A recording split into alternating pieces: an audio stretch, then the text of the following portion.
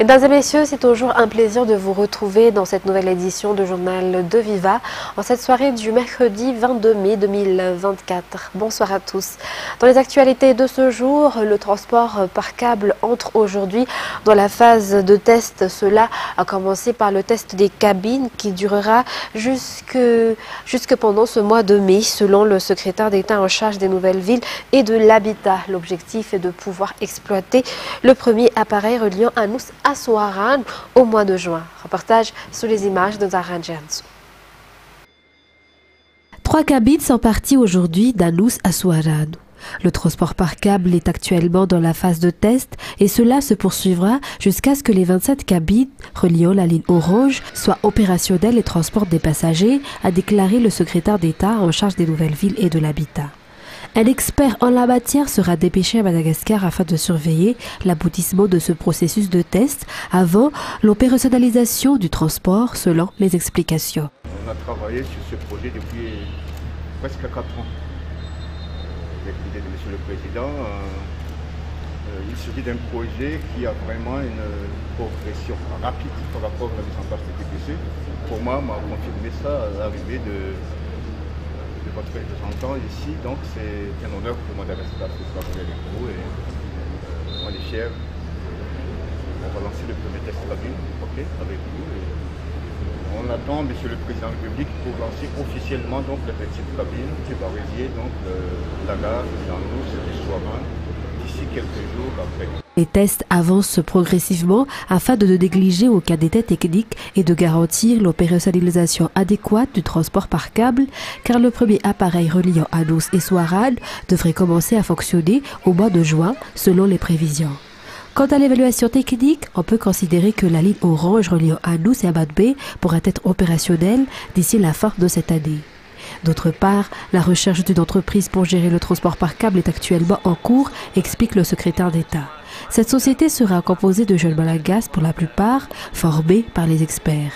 Elle collaborera de près également avec la commune urbaine d'Antananarivo et l'État dans la gestion de ce nouveau transport en commun implanté dans la capitale.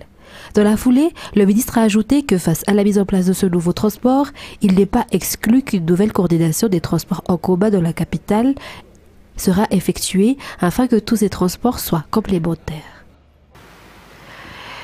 Pour la lutte contre le changement climatique, Madagascar bénéficie d'un soutien financier du Fonds pour l'environnement mondial ou FEM pour la mise en place du projet Appui à la transition vers la mobilité électrique à Madagascar. Ce projet a pour objectif d'introduire progressivement le transport durable et qui protège l'environnement. Les communes urbaines d'Antananarivo et de Tuamas ne sont les 2 villes pilotes de ce projet. Reportage de Mir Volatsferen et Bras Denils.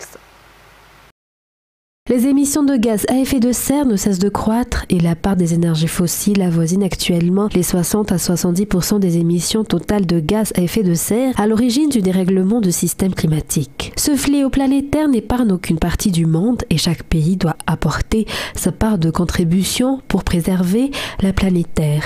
Madagascar n'est pas en reste. Face au changement climatique et aux préoccupations croissantes pour notre environnement, les scientifiques et les industriels cherchent les moyens les plus efficaces pour réduire drastiquement les émissions de gaz à effet de serre via l'utilisation des énergies vertes dans les secteurs des transports. Madagascar a déjà fait le grand pas à travers les grands projets présidentiels comme le transport par câble et le train urbain et le pays est actuellement en phase de transition vers la mobilité électrique. Les scientifiques et les industriels cherchent les moyens les plus efficaces pour réduire drastiquement les émissions de gaz à effet de serre via l'utilisation d'énergie verte dans le secteur des transports. Bien que l'adaptation au changement climatique soit prioritaire et urgente pour Madagascar, l'atténuation des émissions de GES est également cruciale. Notre pays possède un potentiel important en matière d'énergie renouvelable.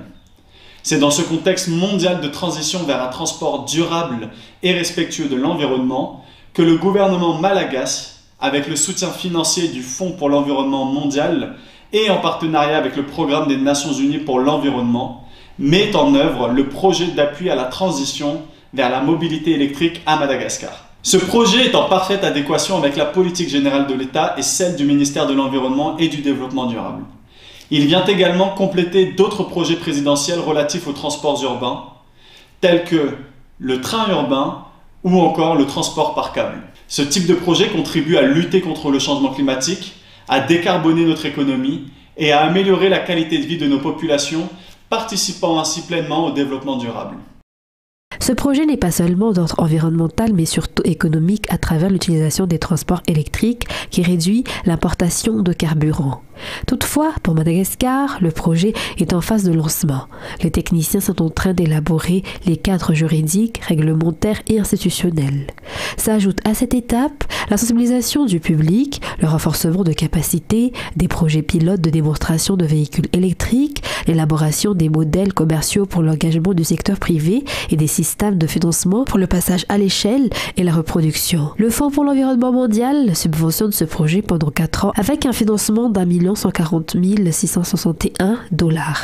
Les communes urbaines d'Antananarivo de Toamasina seront les 2 villes pilotes dans le cadre de ce projet.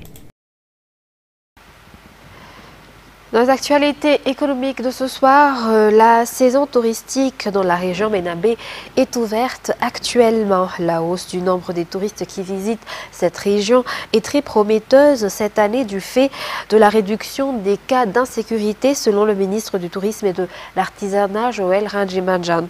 Le festival Aravo tenu ce week-end a marqué l'ouverture de la saison. Fadessina Mireille nous en dit plus. L'allée des Baobabs et les Tsing de Bemara sont parmi les lieux qui attirent le plus de tourisme, tant étrangers que locaux, dans la région Ménabé. Néanmoins, la région regorge d'autres sites touristiques. La saison touristique s'y est ouverte depuis ce week-end. Il est à noter que le tourisme dans cette région avait rencontré des difficultés liées à l'insécurité. Mais actuellement, les efforts fournis pour restaurer la sécurité ont été concluants, notamment les opérations effectuées par l'État à travers les forces de l'ordre. Le ministre du Tourisme et de l'Artisanat a aussi visité les lieux artisanaux durant sa tournée dans la région Ménabé en fin de semaine. Il y a eu la présentation des réalisations et des défis qui attendent le secteur du tourisme et de l'artisanat durant cette tournée. Parlant d'un tout autre sujet à présent, visiter un détenu nécessite un permis de communiquer. Ces permis sont délivrés soit par le magistrat qui s'occupe de l'affaire, soit par l'administration pénitentiaire. Plus de détails dans ce reportage de Rosristel Ragout Malal. Il y a 2 types de détenus en prison. Il y a ceux qui ont été jugés et ceux qui attendent leur procès. Même s'ils sont prisonniers, ils ont des droits, notamment un droit de visite. Cependant, un permis de communiquer est nécessaire pour ceux qui souhaitent rendre visite à leurs proches. Ce permis est délivré par le magistrat en charge du dossier pour ceux qui n'ont pas été jugés, tandis que pour ceux qui purgent leur peine, le permis est délivré par le chef d'établissement de la prison, selon les explications de Razaf Njazaka Ernien, chef d'établissement auprès de la prison d'Adanmour. Un permis de communiquer est valable pour 3 personnes. Pour l'avoir, la famille doit apporter avec la demande une photocopie d'une pièce d'identité. Les visites sont gratuites et programmées les jeudis et les dimanches, toujours selon les explications. Il existe également un kiosque au sein de la prison d'Adanmour où le public peut s'informer. On peut également s'adresser directement au directeur de la prison pour plus d'informations.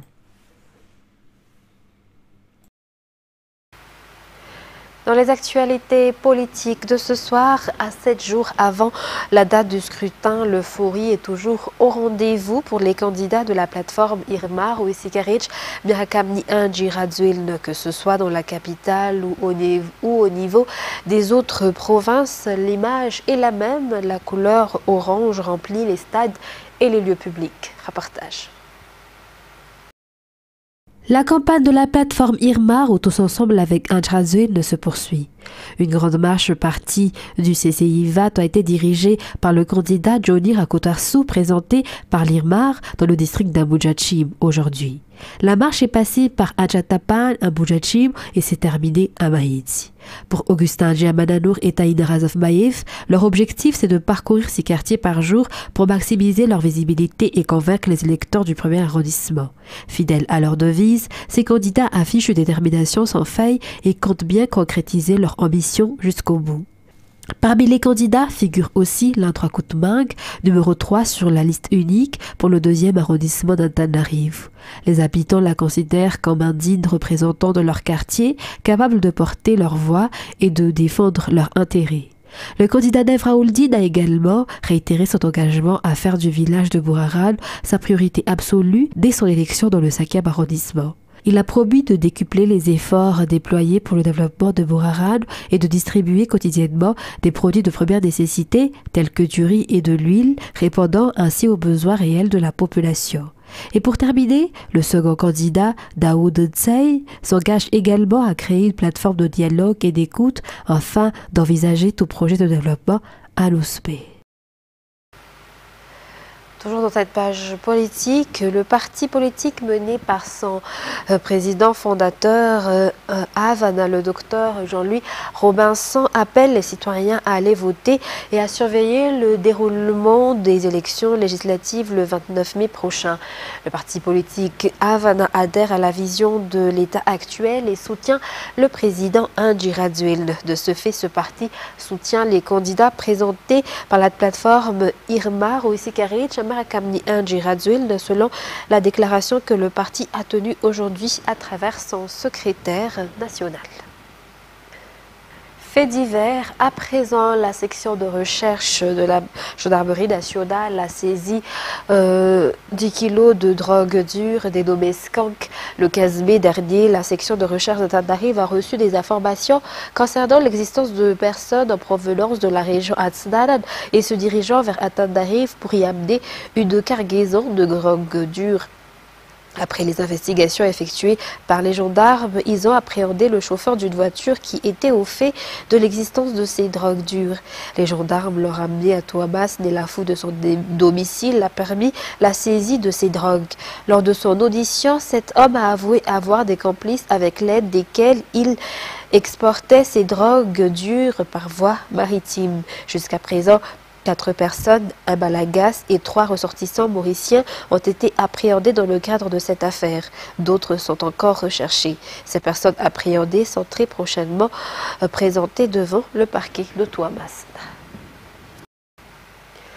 Dans les actualités internationales de ce soir, le PDG de Singapore Airlines s'est excusé aujourd'hui auprès des passagers et membres d'équipage qui se trouvaient à bord d'un vol de la compagnie qui a dû se poser en urgence mardi à Bangkok après avoir traversé de fortes turbulences ayant entraîné le décès d'un Britannique de 73 ans. 20 voyageurs se trouvent encore en soins intensifs dans des hôpitaux de la capitale thaïlandaise. France 24. Sur des brancards, les dizaines de blessés sont évacués de l'avion, un par un. L'appareil vient d'atterrir en urgence à l'aéroport de Bangkok. Une fois les quelques 200 passagers débarqués, l'état de la cabine atteste de la violence des turbulences.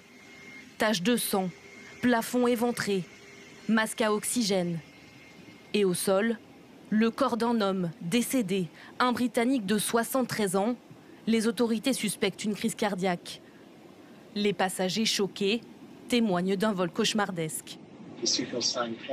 Le voyant pour la ceinture de sécurité s'est allumé et au même moment l'avion est tombé d'un coup. C'était irréel. Ce dont je me souviens, ce sont les objets, les bagages des gens, des coussins, les tasses, les assiettes qui volaient dans les airs. Et cette pauvre dame âgée couverte de sang avec une horrible entaille sur la tête. L'avion était parti hier soir de Londres et devait rallier Singapour.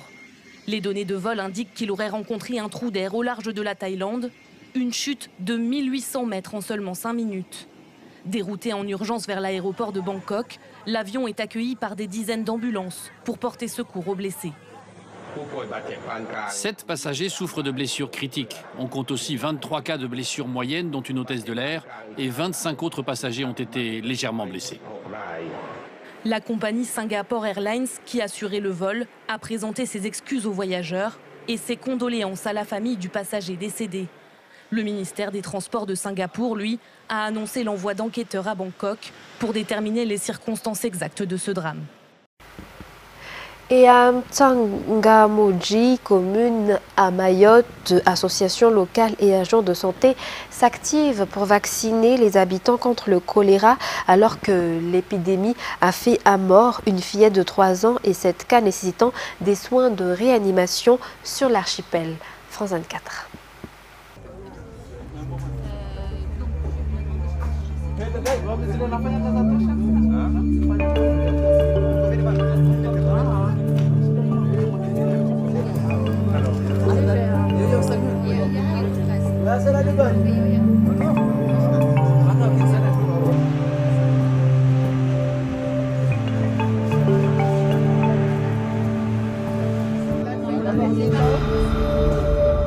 Aujourd'hui, on est là derrière moi pour vacciner. On vaccine une centaine de personnes. On repasse dans le quartier. L'association elle est toujours présente dans les 2 semaines à venir auprès de la population pour identifier si d'autres personnes devenaient symptomatiques et pouvoir réagir vite et recommencer les actions. Et donc, on proposera la vaccination tant que nécessaire dans le quartier.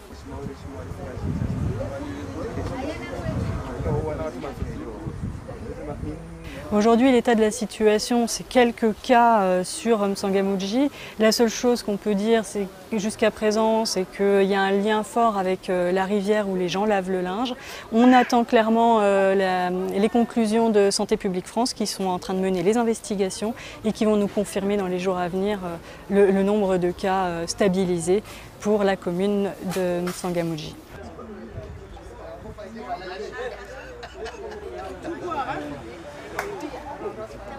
En parallèle, on fait de la sensibilisation directement à la population par rapport à justement qu'est-ce que le choléra, les modes de transmission, les gestes à adopter quand il y a une situation au sein du foyer. Ensuite, on distribue aussi en même temps des pastilles en fait, pour l'eau, pour les familles qui, eux, malheureusement, n'ont pas forcément le choix que d'aller à la rivière, par exemple, pour nettoyer les vêtements ou pour certaines boire de l'eau. Ah, juste wami tijibwa swafi ukatambe wa madoktor kusudia warpushia wajarfanya vaccin kabla wasikara parana na maradiani ambarpo wasisindara wazungu havo deja sunamuru wajar couvrir par rapport wajar couvrir wasikadimu par rapport wadunu jamba to jour par jour tambisho mas deja wajar protéger kam wasne jara guna kwandenge sabuni semiheni yangu ni jiproteja prende nge gelin guru wakaton jungo shtu ni